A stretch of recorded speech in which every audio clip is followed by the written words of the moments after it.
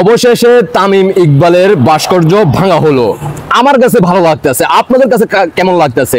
যারা জয় বাংলার সৈনিক, ৭১-এর সৈনিক, যারা মুক্তিযুদ্ধের সৈনিক, তাদের কাছে অবশ্যই ভালো লাগবে ব্যাপারটা।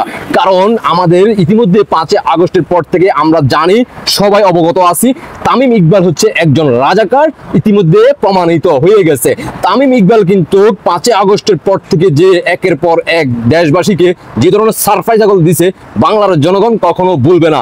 সাকিবান যারা ভক্ত আছে তারাও ভুলবে না, যারা বাংলাদেশকে ভালোবাসে তারাও ভুলবে না, যারা ৭১-কে ভালোবাসে তারাও ভুলবে না। কারণ ইতিমধ্যে আপনারা সবাই অবগত আছেন, অলরেডি তামিম ইকবালের ভাস্কর্য ভেঙে ফেলা হলো। কেমন লাগতেছে? আমার কাছে কিন্তু খুব ভালো লাগতেছে।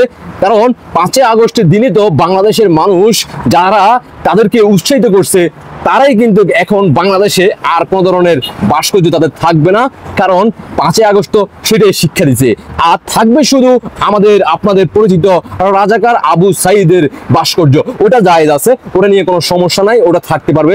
মুগ্ধ তাদের ভাস্কর্য থাকার দরকার আছে, জুলাই যোদ্ধারা যেহেতু তাদের ভাস্কর্য হাদিস কোরআনে ইতিমধ্যে কিন্তু উল্লেখ চলে আসছে, এটা ওহী চলে আসছে, এটা বাংলাদেশের হুজুররাই বলছে যে এটা থাকা যাবে। তাও আবার কেউ বলছে ৩ দিনের জন্য, কেউ আবার বলছে না এটা চিরস্থায়ীর জন্য।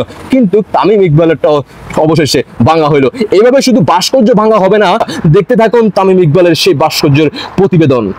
চট্টগ্রামের মতিউর রহমান স্টেডিয়ামের প্রবেশ মুখে সাগরিকা মোড়ে স্থাপিত ক্রিকেটারদের ভাস্কর্যে এবার আঘাত এলো। অবাক করা ব্যাপার হলো, গুড়িয়ে দেওয়া হয়েছে চট্টলার সন্তান সাবেক ওয়ানডে অধিনায়ক তামিম ইকবালের ভাস্কর্য।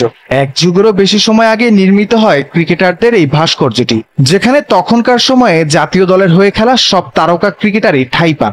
অবাক করা ব্যাপার হলো, টাইগারদের নানা স্কিল প্রদর্শনীর আদলে গড়া স্থাপত্যটি থেকে আঘাত করা হয়েছে কেবল তামিমকেই। ক্যারিয়ারের শুরুর দিকে লাল সবুজের ২৯ নম্বর জার্সি গায়ে জড়িয়ে খেলতেন তামিম। মুরালে সেভাবেই ফুটিয়ে তোলা হয়েছিল দেশসেরা ওপেনারকে। অনিন্দ সুন্দর সেই ভাস্কর্যের ওপর এই আঘাত বিস্ময় ও ক্ষোভের জন্ম দিয়েছে। এশিয়া কাপের ফাইনাল খেলতে না পারার হতাশার বহিঃপ্রকাশ, নাকি বিসিবি নির্বাচনের বিদ্বেষ থেকে এমন নেককারজনক কাণ্ড ঘটানো হলো? বিষয়টি দেখলেন তো, কেমন লাগতেছে? জয় বাংলার সৈনিক ভাই বোনরা দেশে প্রবাসে এই মুহূর্তে যেখানেই থাকুন না কেন, সর্বোচ্চ শেয়ার করে দেশবাসীকে দেখার সুযোগ করে দিবেন। আপনাদের ব্যক্তিগত মতামত অবশ্যই কমেন্টে জানিয়ে যাবেন। কারণ যারা লাল স্বাধীন করছে জুলাই যুদ্ধ হিসেবে বাংলার সাধারণ জনগণদেরকে রাজপথে নেমে আনতে বাধ্য করছে, তারাই একের পর এক প্যাকেট হয়ে যাচ্ছে, জয় বাংলা হয়ে যাচ্ছে। ইতিমধ্যে আপনারা সবাই অবগত আছেন, ইনকলাব জিন্দাবাদ, পাকিস্তান জিন্দাবাদ, জয় বাংলা। শুধু বাংলাদেশ নয়, বিশ্বের যে কোনো রাষ্ট্রে গেলেই তাদেরকে ইনকলাব জিন্দাবাদ করে দিচ্ছে জয় বাংলার সৈনিকেরা। দেখা হচ্ছে প্রিয় রাজাকার ভাইয়েরা, কেমন লাগতেছে আপনাদের এখন অনুভূতি? বাংলার মানুষ জানতে চায় কেমন লাগতেছে আপনাদের সেই ২৪শে লাল স্বাধীনতা। আল্লাহ হাফেজ। আপনাদের ব্যক্তিগত মতামত অবশ্যই কমেন্টে জানিয়ে যাবেন। ধন্যবাদ।